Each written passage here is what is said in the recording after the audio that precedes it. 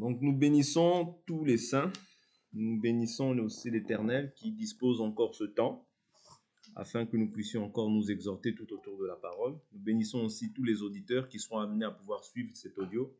Que l'Éternel, notre Dieu, Jésus-Christ de Nazareth, vous soit favorable, qu'il vous comble de ses grâces, lui qui fait lever son soleil sur les bons comme sur les méchants. Aujourd'hui, nous sommes encore nous présentons encore devant de vous avec cette parole, afin de pouvoir nous entretenir sur un nouveau thème que nous allons intituler « Les liens selon la Bible ». Vous voyez, les liens dont parle la Bible ou bien les liens selon la Bible. D'accord ? Donc nous voulons parler des liens, tout ce qui est lié, tout ce qui est lien, voilà. Parce que les gens aujourd'hui font beaucoup d'amalgames, il y a beaucoup d'amalgames à ce sujet-là. Donc nous voulons essayer de prendre la peine de pouvoir poser aussi un enseignement quant à ce qui concerne les liens. Ouais, donc de quel lien la Bible nous parle? Est-ce que toi qui es chrétien, tu peux être encore lié? Est-ce que toi qui es chrétien, tu peux être encore possédé? Voilà, toutes ces choses-là, nous allons essayer de les étudier à la lumière des Écritures, par la grâce du Seigneur. On va aller petit à petit, vous voyez, pour essayer d'avoir un maximum d'informations quant à ce qui concerne les liens, pour que plus personne ne soit dans la confusion à ce sujet-là. Donc, le lien, par définition, vous voyez, donc là, j'ai pris le lien, donc c'est ceux qui joignent, ouais, c'est ceux qui joignent ensemble, c'est attache, unit des choses ensemble ou le lier. Ouais, donc ça c'est le lien avec L-I-E-N-S. J'ai pris le lien comme j'ai pris aussi le fait de lier. Lier c'est entouré, serré avec c'est entouré, serré avec un lien. Ouais, plusieurs choses parties, assembler ou joindre. Ouais. Maintenant, il y a lié, L-I-E, apostrophe, c'est attacher, maintenir ensemble divers éléments au moyen d'un lien, dépendre étroitement de quelque chose, s'y attacher, y être uni. J'ai pris aussi quelques adjectifs, ouais, qui vont nous aider aussi dans la marche. Voilà pourquoi je les ai pris, parce que ce sont vraiment des choses qui vont nous permettre de renforcer en fait l'enseignement que nous sommes en train de dispenser aujourd'hui. Okay? Donc vous savez que dans ma manière de faire, j'aime beaucoup d'abord prendre tout ce qui est lié à la définition, poser d'abord une base sur cela et par la suite commencer à pouvoir entrer pleinement dans l'enseignement pour que nous comprenions déjà le sens du mot. C'est important, vous voyez, parce que comprendre le sens du mot, bien prendre ou faire des recherches, ce n'est pas contraire à la parole. Donc, j'ai pris des adjectifs. Donc, comme adjectif, j'ai trouvé obligé, obligé, destiné, ouais, contraint, asservir, obligé, j'ai déjà dit, restreint ou restreindre, contraint, ouais, contracté, condamné, conduit, prédestiné, forcé, poussé, sous contrat, nécessité, engagé, pressé. Vous voyez? Donc ça, c'est des adjectifs que j'ai qui renforcent en fait le mot lié, bien lien. Vous comprenez? Parce que c'est le thème sur lequel nous allons nous entretenir, je répète, c'est les liens selon la Bible, bien les liens dont parle la Bible. Ok? Donc ces adjectifs sont très importants parce qu'ils vont vraiment nous aider et nous permettre de pouvoir bien marcher. Vous voyez? Donc ne vous en faites pas, on va bien comprendre, on va mieux comprendre en fait pourquoi nous parlons de liens. Vous voyez? Par rapport à toutes ces définitions. Donc, sans plus tarder, j'invite chacun d'entre vous à prendre vos Bibles et on va commencer notre enseignement. Donc, allons rapidement voir qu'est-ce que la Bible nous dit quand on parle de lien.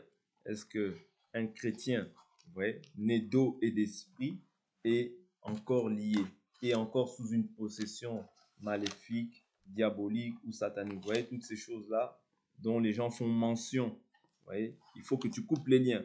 Il faut que tu coupes les liens. Il faut que tu... Vous voyez, toutes ces choses-là qui portent à confusion. Vous voyez, les gens s'époumonnent beaucoup sur ces choses-là, mais ils ne comprennent pas en fait l'œuvre que Jésus a accomplie, vous voyez, à la croix de Golgotha. C'est très important de comprendre l'œuvre que Jésus a accomplie à la croix de Golgotha. Pour ne pas en fait mettre foi à toutes ces choses-là qui sont annoncer. Ouais, donc, il faut qu'on sache qu'est-ce que Jésus a accompli à la croix. C'est très important. Donc, prenons la Bible dans le livre de... On va commencer dans le livre des Actes des Apôtres. Dans le livre de Actes des Apôtres, on va voir de quoi Paul parle ici. Actes des Apôtres. Je prends Actes des Apôtres, je prends le chapitre... Actes des Apôtres. Supportez-moi, je cherche les Écritures. Je cherche les Écritures. Oui. Donc les Écritures là vont beaucoup nous aider. Actes chapitre 20. Actes chapitre 20, ça va nous aider. Actes chapitre 20. Actes chapitre 20, je prends à partir du verset 22. Actes chapitre 20, verset 22. On va aller tout doucement, hein, d'accord? On n'est vraiment pas pressé. On prend le temps. Actes chapitre 20, verset 22. Donc, l'Écriture nous dit, « Et maintenant, voici que lié par l'Esprit, je vais à Jérusalem, sans savoir ce qui m'y arrivera. Seulement de ville en ville, le Saint-Esprit atteste et me dit que des liens et des tribulations m'attendent. » Vous voyez? Là, Paul parle de deux choses. Il dit lié par l'Esprit. Vous voyez? Donc, nous avons vu que quand tu es lié, c'est quoi? C'est comme si tu es serré. C'est comme si tu es assemblé. C'est comme si tu es joint à cette chose-là. Attaché, maintenu à cette chose-là. Vous voyez? C'est très important. Dépendre étroitement de quelque chose. S'y rattacher, y être uni. Vous voyez? Donc, quand tu es uni, ici, le lien dont Paul parle en premier lieu, quand il dit « Et maintenant, voici que lié par l'Esprit », c'est-à-dire uni à l'Esprit. Oui. Attaché à l'Esprit. Vous comprenez? Voilà pourquoi on nous parle de la communion. Oui. Nous sommes en communion par le Saint-Esprit. Okay? C'est très important de comprendre que le lien ici, là, dont il est fait mention dans Actes chapitre 20, le verset 22, vous voyez, c'est l'œuvre de l'Esprit. C'est-à-dire que quand le Saint-Esprit vient dans ta vie, il te lie, il te scelle. Un acte scellé, c'est un acte c'est-à-dire sur lequel on ne revient pas. Et c'est ça que Jésus a fait. Vous voyez, par le Saint-Esprit, il nous a scellés, il nous a liés à lui-même. Et je vous ai toujours dit que le Saint-Esprit vient habiter dans une nature qui est semblable à la sienne. C'est-à-dire le Saint-Esprit vient habiter dans notre esprit. Vous comprenez? Le Saint-Esprit habite dans une nature qui est la sienne. C'est-à-dire que nous, autrefois, lorsque nous n'avions pas Dieu, nous marchions en fait selon notre volonté. C'est-à-dire que nous avions un esprit, mais notre esprit était obscurci, éteint. Ouais. Mais maintenant, aujourd'hui que nous sommes en Jésus-Christ, notre esprit est vie. Parce que l'esprit, le rôle du Saint-Esprit, c'est de t'éclairer, de te conduire. C'est ce que nous avions vu lorsque nous avons pris des adjectifs, c'est-à-dire c'est de conduire. Voilà pourquoi la Bible nous dit que le Saint-Esprit vous conduira dans toute la vérité. Ouais, ça, le fait de dire conduire, c'est un adjectif qui renforce, vous voyez, le mot lié. Ouais. Parce que, autrement dit, quand tu es lié, tu es conduit aussi par celui qui te lie. Vous comprenez? Donc ici, on voit le lien qui est établi par le Saint-Esprit. Oui. Lié par l'Esprit, je vais à Jérusalem sans savoir ce qui m'y arrivera. Seulement, de ville en ville, le Saint-Esprit atteste et me dit que des liens et des tribulations m'attendent. Ah, ici, c'est de quel lien dont il parle? Ici, ce n'est plus le lien, en fait, des liens du Saint-Esprit. Vous voyez, deux types de liens dont il est fait mention.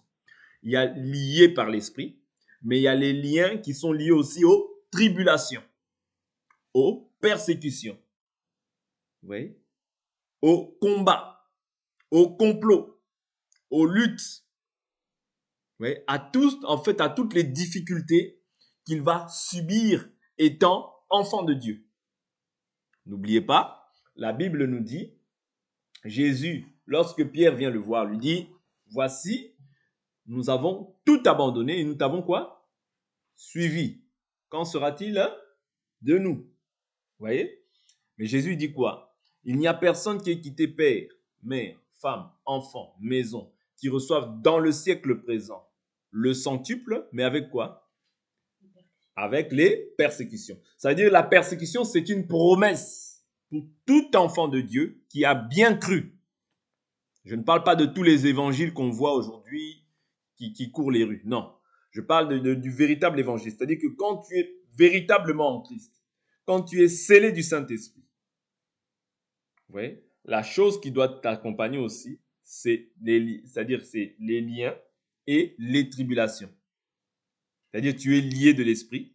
Donc, comme je vous dis toujours que nous sommes dans le monde, mais nous ne sommes pas de ce monde, parce que ce monde dans lequel nous sommes est gouverné par le prince de ce monde, c'est-à-dire le diable. C'est-à-dire notre royaume en réalité n'est pas de ce monde.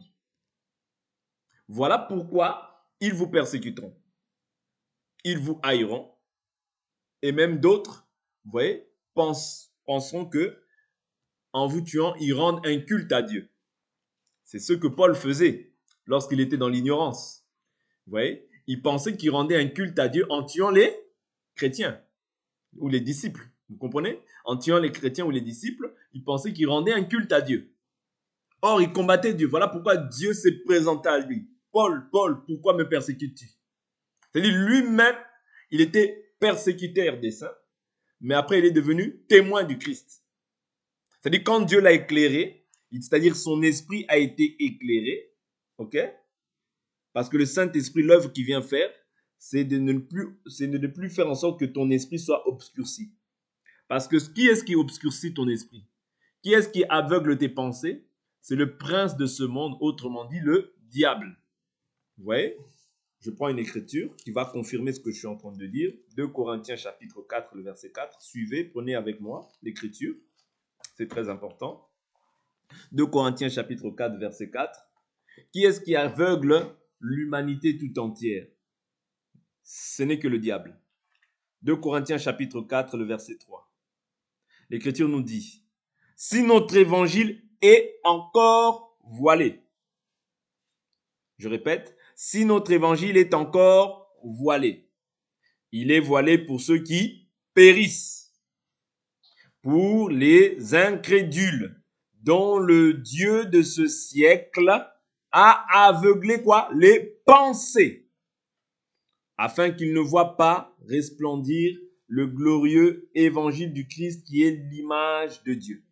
Vous voyez? C'est-à-dire que le diable aveugle les pensées, ouais, de tout un chacun, afin que les hommes ne puissent pas voir Christ au travers de la prédication, afin que les hommes soient endurcis, demeurent incrédules, insensibles vis-à-vis de cette parole.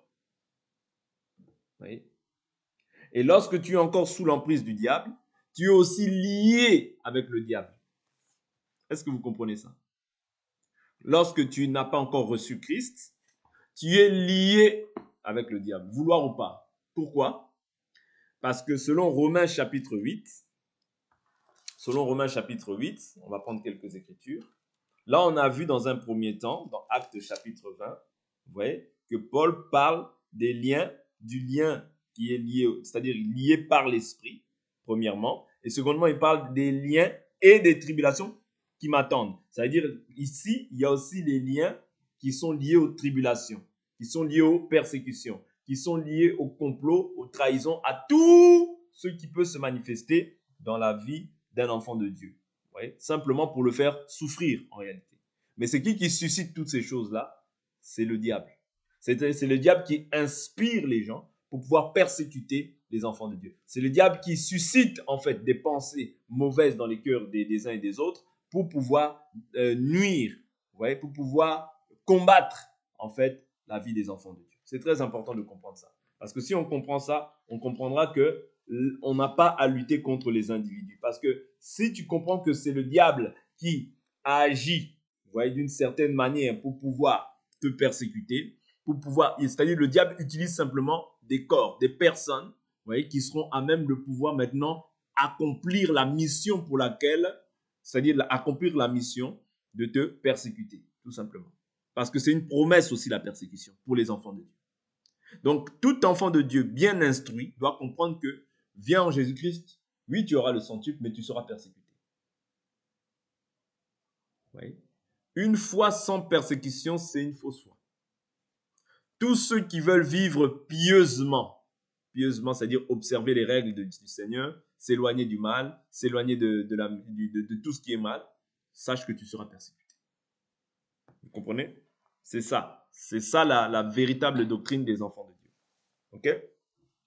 Maintenant, nous avons dit que celui qui suscite en fait le désir de pouvoir auprès des personnes de pouvoir maintenant accomplir ces choses-là, ce n'est que le diable selon 2 Corinthiens 4.4 comme nous avions vu, mais selon aussi Romains chapitre 8 qui nous dit que Dieu a condamné le péché dans la chair afin que nous ne vivions plus selon la chair. Je prends encore une autre écriture, mais selon l'esprit. C'est-à-dire que Dieu a condamné le péché dans la chair. Maintenant, qui gouverne cette chair-là? Cette chair a été vendue à quoi? Au péché. Vous voyez? N'oubliez pas ces choses-là. Cette chair, elle a été vendue au péché.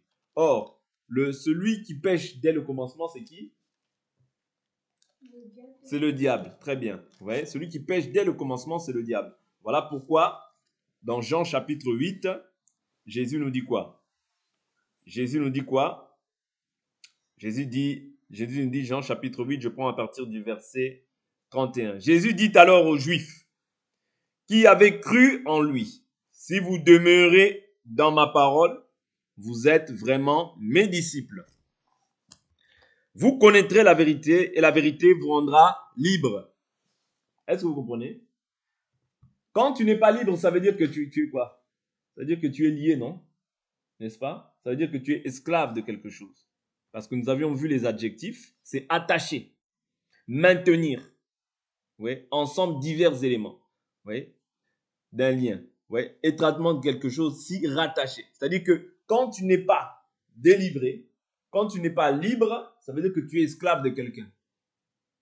On est d'accord? On est d'accord là. Parce qu'on est en train d'avancer tout doucement pour d'abord comprendre en fait le sens de chaque mot, ouais, et poser en fait les enseignements par rapport en fait à tout ce qui est lien. Pour que vous ayez la connaissance et la compréhension de savoir si est-ce que moi, étant enfant de Dieu, chrétien, né de nouveau et de l'esprit, si je marche conformément à la volonté de Dieu, est-ce que ces choses-là peuvent avoir un impact ou un effet sur ma vie? C'est très important. Pour que tu ne mettes pas foi aux fables, pour que tu ne mettes pas foi à tout esprit, mais que plutôt que tu éprouves les esprits pour savoir s'ils sont de Dieu. Très important. Je vous ai dit, l'esprit, c'est pas simplement qui n'a pas de chair ni os. Non. L'esprit, c'est aussi une parole. Vous comprenez? C'est-à-dire, toute parole doit être maintenant comment? Éprouvée.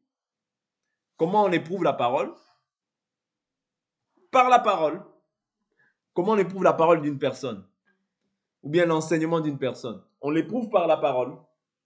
Oui. Examinez toute chose, retenez ce qui est bon, comme les chrétiens de Béret, comme tu l'as dit. Oui. Les chrétiens de Béret, ils observaient chaque jour les Écritures pour savoir si ce qu'on leur enseignait était exact. Parce que si ce n'est pas exact, c'est-à-dire c'est un autre évangile, c'est une autre foi, et nous nous éloignons du salut. Voilà pourquoi même moi, si je fais une erreur, vous devez venir me dire, papa, ça, ce n'est pas juste. Là, ce que tu dis, ce n'est pas correct par rapport à ça, ça, ça. C'est très important. Vous devez prendre des notes. Vous comprenez? Donc, Jean chapitre 8. Jean chapitre 8, comme j'avais commencé au verset 31, il dit, Jésus dit alors aux Juifs qui avaient cru en lui, si vous demeurez dans ma parole, vous êtes vraiment mes disciples. Vous connaîtrez la vérité et la vérité vous rendra libre. Ils lui répondirent, nous sommes la descendance d'Abraham et nous n'avons jamais été esclaves de personne. Comment dis-tu, vous deviendrez libres? Oui. Donc eux, ils sentaient qu'ils étaient libres. Mais qu'est-ce que Jésus dit maintenant par la suite? Très intéressant ce que Jésus dit. Oui. Il dit quoi? Ils lui répondirent, nous sommes la descendance d'Abraham et nous n'avons jamais été esclaves de personne. Comment dis-tu, vous deviendrez libres? Question. Jésus leur répondit, en vérité, je vous le dis. Quiconque commet le péché est esclave du péché. Est-ce que vous comprenez? Quiconque commet le péché est esclave du péché. Nous avions parlé des péchés, le péché, les péchés, l'iniquité. On ne va pas revenir dessus. Or, l'esclave ne demeure pas pour toujours dans la maison. Le fils y demeure. Oui. L'esclave, c'est celui qui est maintenu. C'est celui qui est, c'est-à-dire c'est celui qui est lié à quelque chose. C'est celui qui n'est pas libre de faire, en fait, il n'est pas libre de ses mouvements. Il n'est pas libre d'agir comme il veut. Mais il agit sous la conduite d'un maître. Amen. Très important. Voilà pourquoi je vous dis, on y va petit à petit pour comprendre chaque chose. Oui? Donc l'esclave agit sous la conduite d'un maître. L'esclave n'est pas libre de ses mouvements. L'esclave, quand il veut poser un acte, il doit voir si son maître va être en accord avec la chose. C'est ça l'esclave. Oui, c'est ça l'esclave. Donc il dit, l'esclave ne demeure pas pour toujours dans la maison. Le fils demeure, il demeure pour toujours. Si donc le fils vous rend libre, vous serez réellement libre. Parce que eux, ils pensaient être libres, mais ils n'étaient pas réellement libres. Ça veut dire que Moïse n'apportait pas la véritable délivrance. Moïse n'apportait pas la véritable délivrance. Vous voyez? Moïse ne pouvait pas racheter. Mais celui qui rachetait, c'était Christ Jésus. Moïse était un grand prophète, un prophète selon la loi. Eux, ils pensaient que par rapport à la loi, ils étaient déclarés justes. Voilà pourquoi la Bible nous dit que les Juifs l'ont cherché comme provenant des œuvres. Si je fais ça, je suis déclaré juste. Mais nous l'avons cherché comme provenant de la foi. Oui. La foi sans les œuvres. Vous comprenez? La foi sans les œuvres. Mais eux, les Juifs, ont recherché à mettre les œuvres en premier et la foi, c'est-à-dire les œuvres. Oui. Les œuvres de la loi. Oui. Mais personne ne sera justifié par la loi. Oui. Personne ne sera justifié par la loi. Mais c'est par la foi qu'on est déclaré juste par Christ Jésus, notre Seigneur et Sauveur. Donc si donc le Fils nous affranchit, nous serons réellement libres. Je sais que vous êtes la descendance d'Abraham, mais vous cherchez à me faire mourir parce que ma parole ne trouve pas de place en vous. Vous cherchez à me faire mourir parce que ma parole ne trouve pas de place en vous. Moi, je dis ce que j'ai vu chez mon père, et vous, vous faites ce que vous avez entendu de votre père. Ils lui répondirent, notre père, c'est Abraham. Jésus leur dit, si vous êtes enfants d'Abraham, faites les œuvres d'Abraham. Si vous êtes enfants d'Abraham, faites les œuvres d'Abraham. Mais maintenant, vous cherchez à me faire mourir, moi, un homme qui vous ait dit la vérité que j'ai entendue de Dieu. Cela, Abraham ne l'a pas fait. Oui. Cela, Abraham ne l'a pas fait. Okay? Vous faites les œuvres de votre père. Ils lui dirent, nous ne sommes pas des enfants illégitimes. Nous avons un seul père, Dieu. Oui. Mais Jésus, qu'est-ce qu'il répond? Il dit, Jésus leur dit, si Dieu était votre père, vous m'aimeriez, car c'est de Dieu que je suis sorti et que je viens. Je ne suis pas venu de moi-même, mais c'est lui qui m'a envoyé. Pourquoi ne comprenez-vous pas mon langage? Parce que vous ne pouvez écouter ma parole. Donc, quand tu n'écoutes pas le langage, c'est que tu ne peux pas écouter la parole.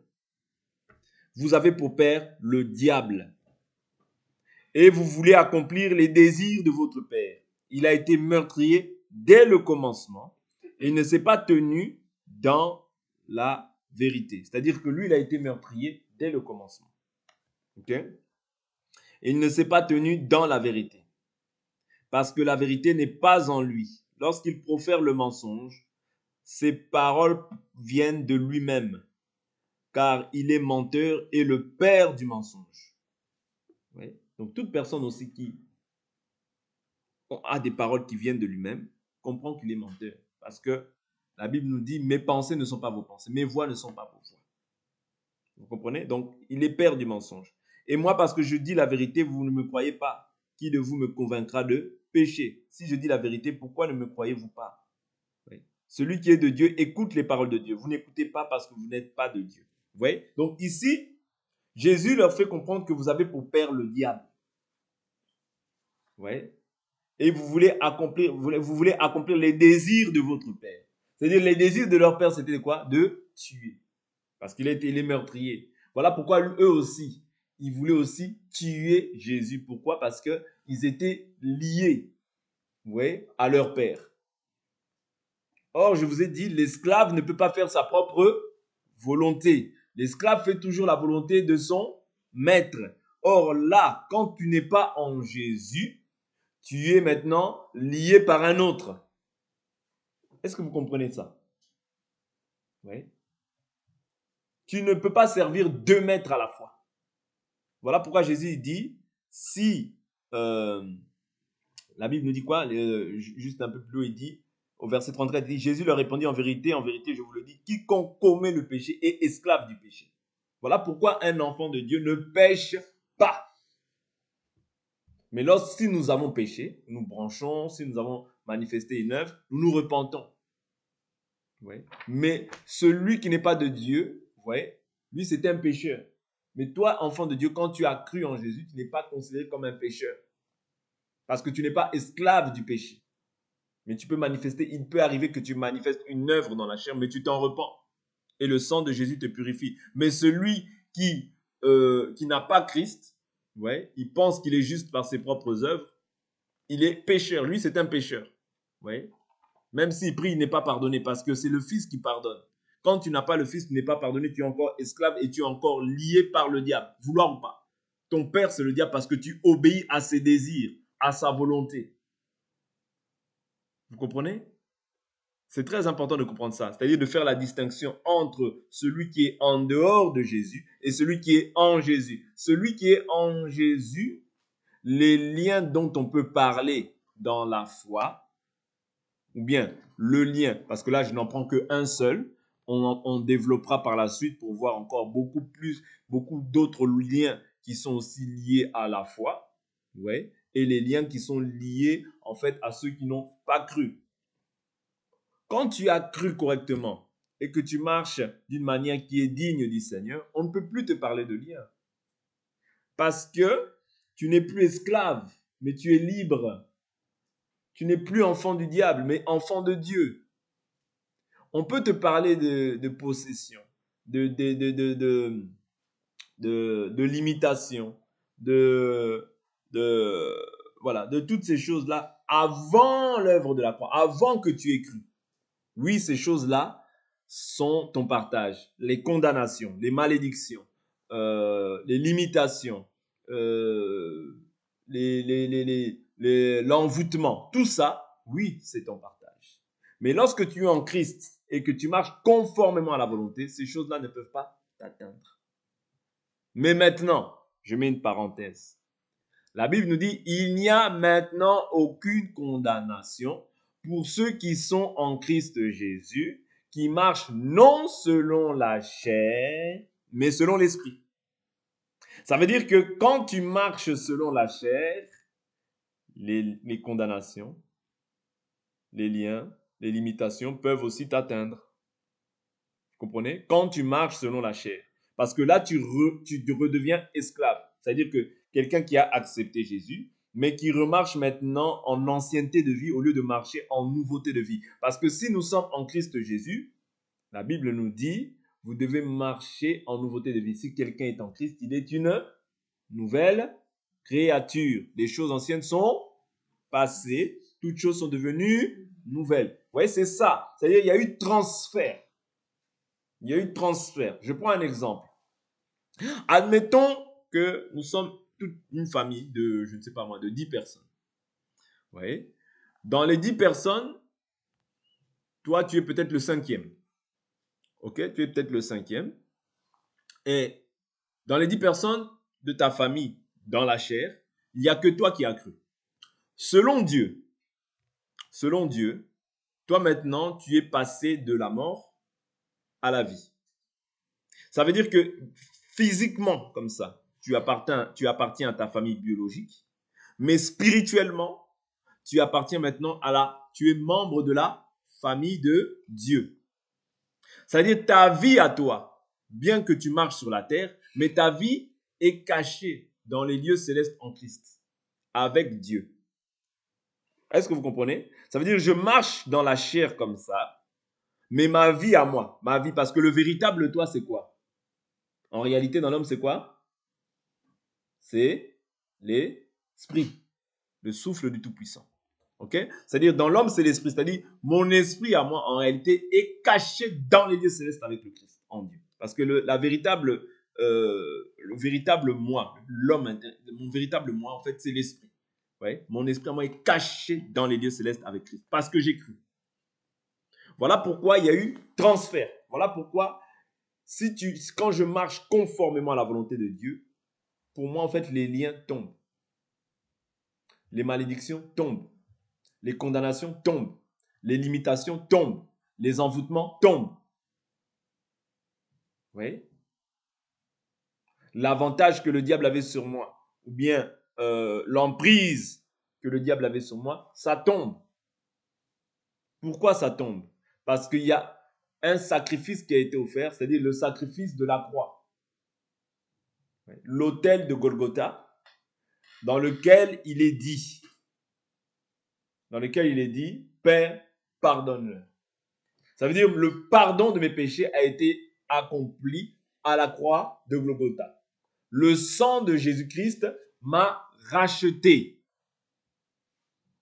Par son sang, Apocalypse chapitre 5, verset 8, il a racheté. Comment il nous a racheté? Par sa vie. Parce que lui seul avait la capacité de racheter. Pourquoi? Parce qu'il était pur, sans péché. Ouais. Et la Bible nous dit que sans effusion de sang, il n'y a pas le pardon du péché. Ça veut dire qu'il fallait un sang qui est pur, qui soit sans péché, pour pouvoir racheter le semblable, pour pouvoir racheter son prochain, ouais, le prochain que nous sommes. Pour pouvoir nous racheter, il fallait un sang pur, un sang sans péché. Vous comprenez? Donc c'est ça que Jésus a accompli à la croix. C'est-à-dire le lien maintenant qui est établi entre lui, entre lui et nous, c'est le lien du Saint-Esprit. C'est-à-dire le Saint-Esprit maintenant, tu n'es plus maintenant esclave du diable, mais tu es maintenant esclave de Christ. Vous comprenez? Ça veut dire le propriétaire a changé. Vous comprenez? Le propriétaire a changé. Autrefois, j'étais la propriété du diable, mais aujourd'hui, je suis là en Christ Jésus quand je me suis repenti. Je me suis baptisé. J'ai été baptisé d'eau et d'esprit. Je suis maintenant esclave de Christ. Plus esclave des hommes. Plus esclave du diable. Plus esclave des passions. Plus esclave des désirs. Parce que tu peux venir en Christ, mais la Bible nous dit quoi? L'héritier, tant qu'il est un enfant, ne diffère en rien d'un esclave, quoi qu'il soit maître de tout. Ça, c'est Galates chapitre 4. Vous voyez? C'est-à-dire, je suis héritier. Quand j'ai cru, je suis héritier de Dieu, co-héritier de Christ. Mais si je demeure enfant, c'est-à-dire si je ne grandis pas dans ma manière dans ma consécration avec Christ, dans ma vie pratique avec Christ, dans ma marche avec Christ, je suis pareil qu'un enfant. Entre moi et un enfant, entre un enfant et un esclave, il n'y a pas vraiment de différence. Pourquoi? L'esclave, c'est qui? L'esclave, c'est celui qui est encore de l'autre côté. C'est celui qui est encore un païen. Ouais. C'est-à-dire entre le païen et toi qui as accepté Jésus, mais qui est encore un enfant, il n'y a pas vraiment de différence. Pourquoi? Parce que le comportement, les agissements que tu vas avoir, bien que tu sois en Christ Jésus, mais seront des fois semblables à celui qui est encore dans le monde. Est-ce que vous comprenez? Voilà pourquoi en Christ Jésus, la chose qu'il faut faire, c'est quoi? C'est aspirer à croître à tous égards, en foi, en parole, en connaissance, en stature, en assurance. C'est là que tu vas voir que toutes ces choses-là, ouais, même si par exemple il s'avérait qu'il y a des fois où tu peux laisser facilement l'avantage au diable, c'est là que tu vas voir qu'il n'y aura plus toutes ces condamnations-là qui peuvent planer sur ta vie. Mais il y en a encore qui sont, comme ils sont encore des enfants, mais en Christ Jésus, ouais, c'est-à-dire qu'ils sont encore semblables à des enfants, ils commettent encore des actes qui ne sont pas bons, ils peuvent commettre l'impudicité. Or, quand la Bible nous dit fuyez l'impudicité, tout autre péché qu'un homme commette, cela est en dehors du corps. Mais celui qui pratique l'impudicité pêche contre son propre corps. Vous voyez, ça c'est quelqu'un, quand on voit quelqu'un qui agit comme ça, on comprend que c'est un enfant. On doit comprendre que c'est un enfant. Parce que celui qui est devenu maintenant maître, un maître, parce que Paul dit, avec le temps, vous deviez être des maîtres, mais vous avez encore besoin qu'on vous enseigne les principes élémentaires. Vous en êtes encore au lait, vous voyez, et non pas à la nourriture solide. Vous voyez, c'est-à-dire qu'un enfant de Dieu, bien qu'il soit enfant de Dieu, mais il doit aspirer maintenant à la nourriture solide. C'est-à-dire, celui qui a la nourriture solide, c'est celui qui a grandi. C'est celui qui a compris maintenant les principes élémentaires, et c'est celui qui n'est plus lié. Ouais, c'est celui qui n'est plus lié par les choses anciennes.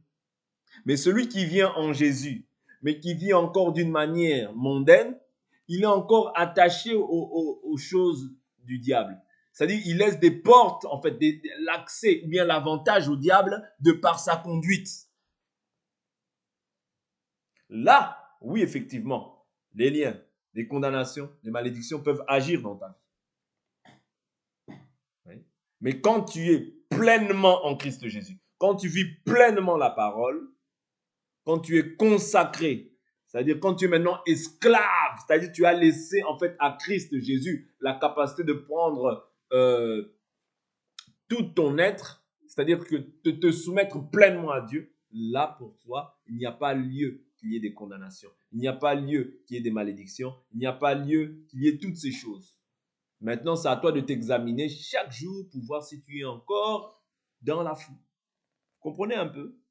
Aujourd'hui, j'ai vraiment voulu poser des bases pour que nous puissions avancer petit à petit sur ce sujet et comprendre en fait quels sont les liens dont la Bible nous parle. Ouais. Donc aujourd'hui, on a posé quelques bases. On va s'arrêter là. On ne va pas trop parler, mais on va s'arrêter là et on va prier. On continuera demain par la grâce du Seigneur. Que Dieu nous bénisse.